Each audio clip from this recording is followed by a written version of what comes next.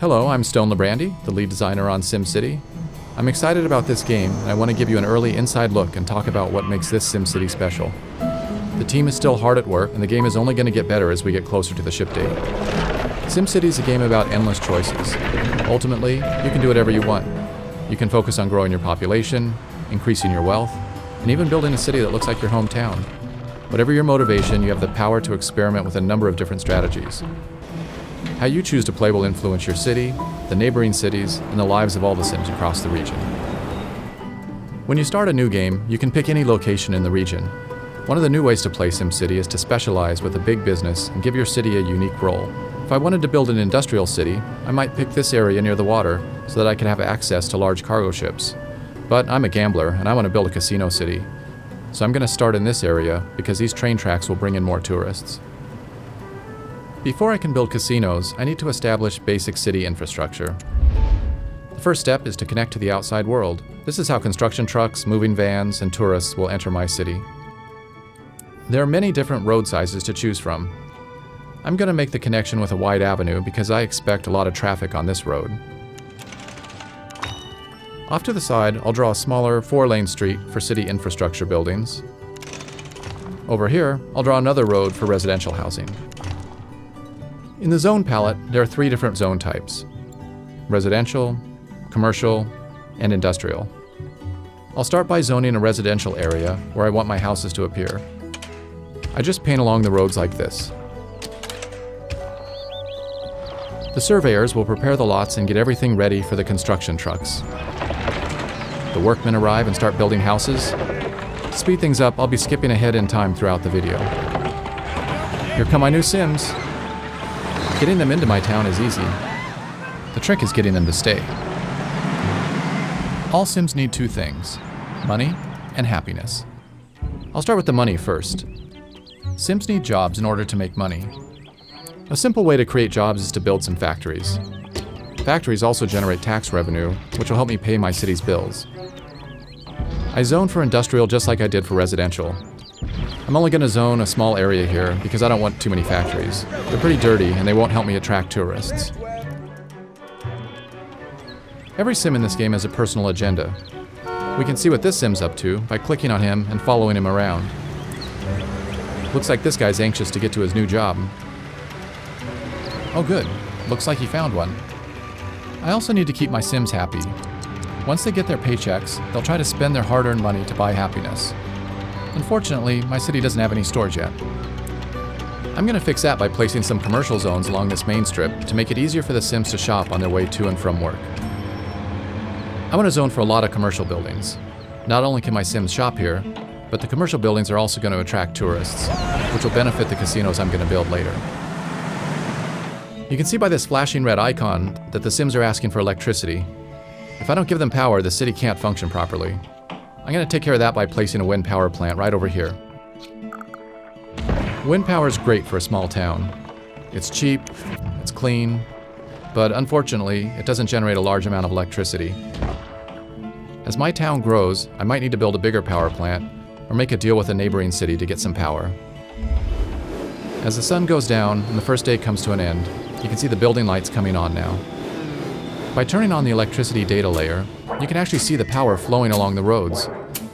As the buildings receive power, the Zots disappear one by one, and now my city's ready for the night. Okay, the sun has come up and I'm ready to start a new day. Today I'm going to work on more of the basic infrastructure that will keep my Sims healthy, happy, and productive. When my Sims need something, they don't keep it a secret.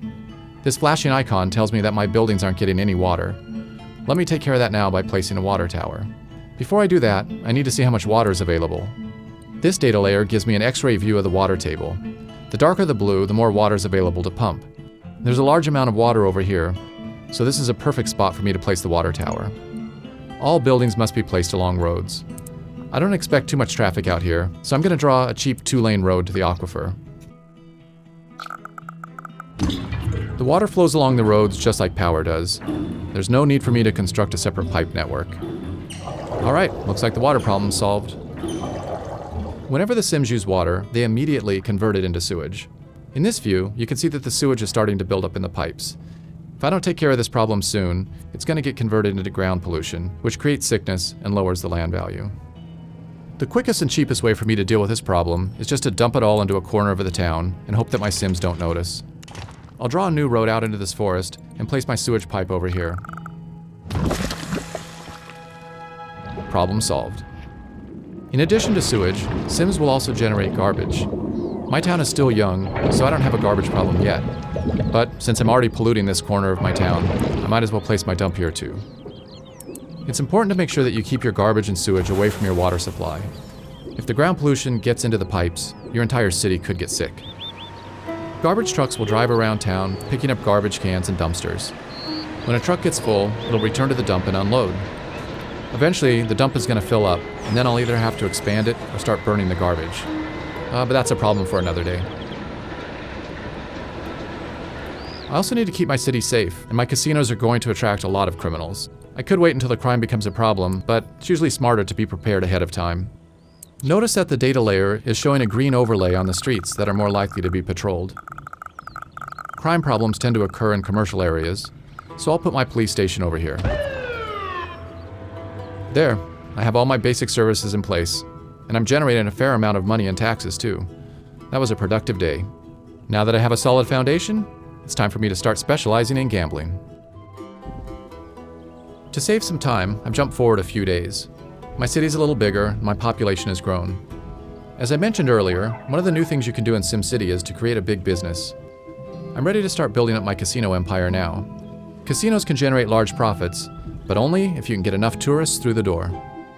I can't immediately start building a fancy Las Vegas strip. Like everything else in SimCity, I'm gonna have to earn it by starting small and then working my way up to greatness. Each casino caters to a different wealth class of tourist. These casinos cater to lower class, these to middle class, and these to upper class. I only have enough money to place this small gambling hall, but if I can make it profitable, then I'll be able to unlock bigger and more expensive casinos and attract wealthier tourists. Right now, I just need to focus on getting as many tourists into this casino as possible. The regional road will bring in some tourists, but not enough for me to guarantee a big profit. To increase the flow of tourists, I need to provide an alternative mode of transportation into this city. There are several options available to me. Since we already have rail running through the city, this is an easy decision for me to make. I'm gonna go with trains. I'll place my train station here to provide tourists easy access to my gambling hall. Tourists will go to any commercial building in my city, but I want to encourage them to gamble, not spend their money on souvenirs and restaurants. Now, I need to connect my station up to the main rail line. This is similar to how I draw a road.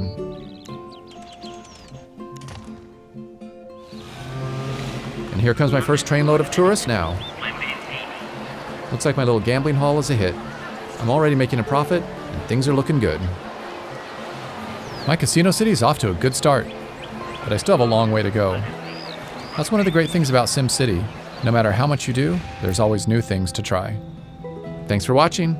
See you next time, and we'll take a closer look at multi-city play in the region.